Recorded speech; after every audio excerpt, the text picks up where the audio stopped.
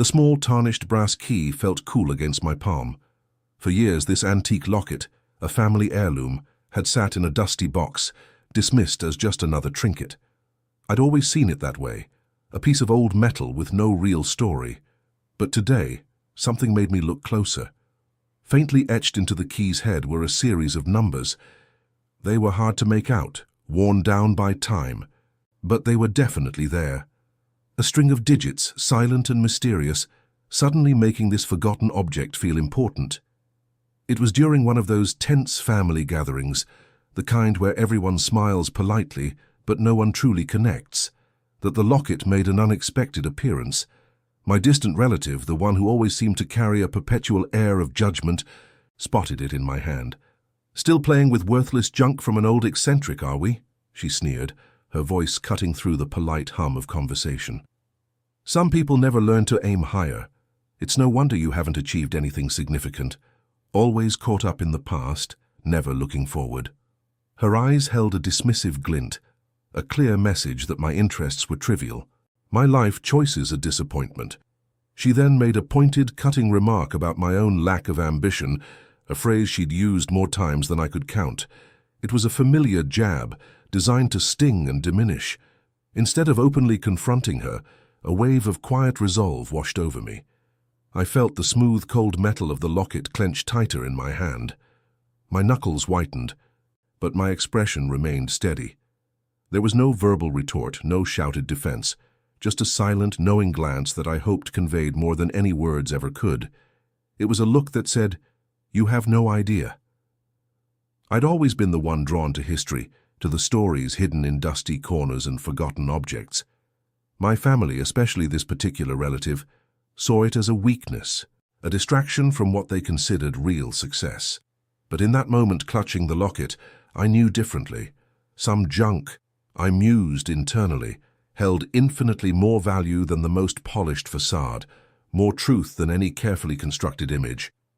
There was a deeper narrative here, something waiting to be uncovered, a secret perhaps far more significant than any of us could imagine. The numbers on the key began to consume my thoughts. Back home I started researching, painstakingly comparing them to various codes, old addresses, anything I could find. Each new discovery, no matter how small, fueled a growing sense of unease and intrigue. It was like peeling back layers of an onion, each one revealing a hint of something larger, something hidden. This wasn't just about an old key anymore. It felt like a thread leading to a hidden family secret, one that was about to unravel and change everything I thought I knew. Before we continue, subscribe to the channel and tell us in the comments where you are watching from. My family had always been masters of presentation. Outwardly, we were respectable, a picture of suburban success. But beneath that polished surface, there was an unspoken rule. Certain topics were simply not discussed. Our history was a carefully curated image, subtly discouraging any questions that might disrupt the narrative. The locket and its mysterious key were just another part of these unmentionables, tucked away with other forgotten relics, never to be spoken of. Our home, a seemingly ordinary suburban house, was a place of rigid routine. Breakfast at 7, dinner at 6:30, every day the same. There were quiet, unspoken rules that governed every interaction, every aspiration. I remember the subtle pressure to conform, to follow the path laid out for me, even if it didn't align with my own curiosities. Family gatherings, while always polite, felt emotionally distant. Conversations stayed on safe, superficial ground. Any attempt to stray into the past, to ask about distant relatives or forgotten events, was met with a vague smile or a quick change of subject. It was a silent agreement, an invisible wall that kept certain parts of our history locked away. I often felt a tension building, a quiet frustration at their dismissiveness, especially when it came to my own interests. My inclination towards history, my desire to dig deeper, was often met with a raised eyebrow or a gentle yet firm redirection. I recall being told my curiosity was unnecessary or distracting from more practical pursuits. It was never a harsh reprimand, but a subtle snubs, a quiet dismissal that chipped away at my enthusiasm.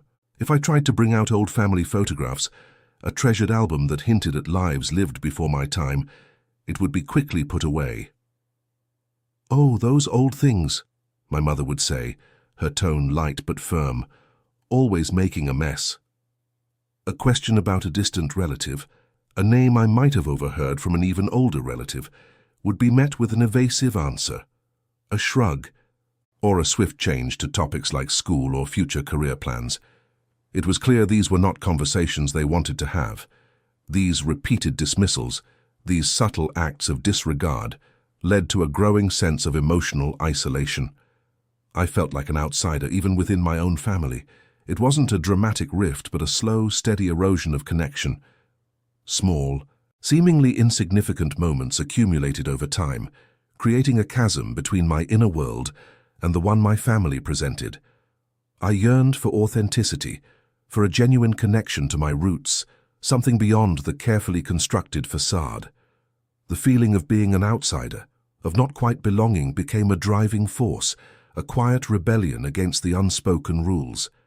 This key, now, felt like a tangible link to something authentic and unknown, a promise of a truth that had been deliberately hidden. It was a whisper from the past, an invitation to uncover a different story, one that truly resonated with the parts of myself my family had always tried to suppress. It felt like a chance to finally understand where I truly came from, beyond the polite smiles and the carefully chosen words. This wasn't just about family history anymore. It was about finding my own place in the world, a place that felt real and true. The key was more than just metal. It was hope. The numbers, once a jumble of faded etchings, had finally yielded their secret. After countless hours of cross-referencing old city directories, forgotten land records, and obscure bank archives, I found the match.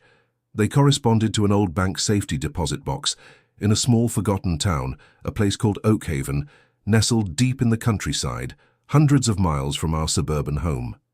The realization hit me with a profound shock. Oakhaven.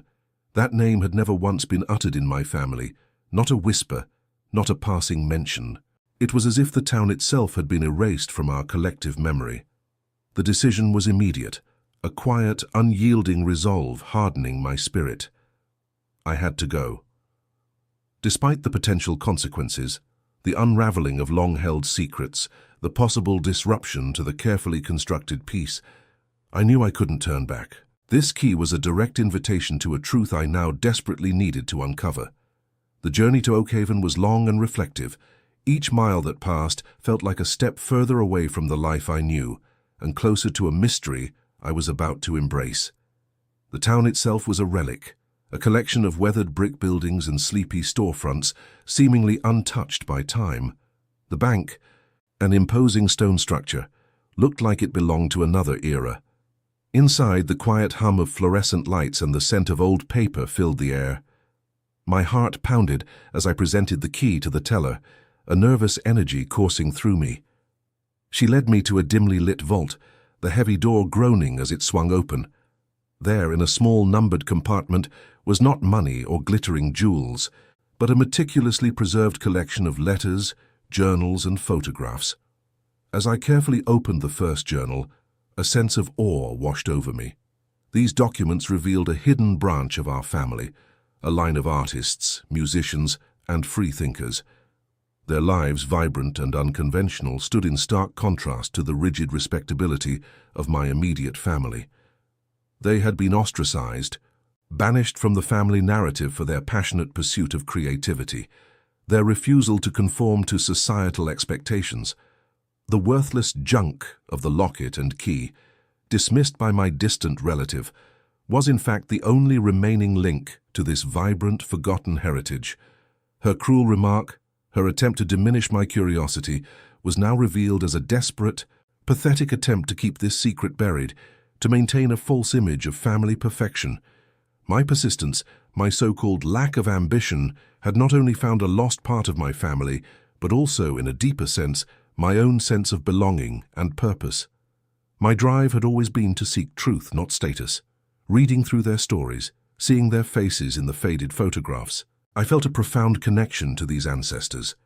A sense of understanding and acceptance enveloped me, a feeling I had rarely experienced from my immediate family.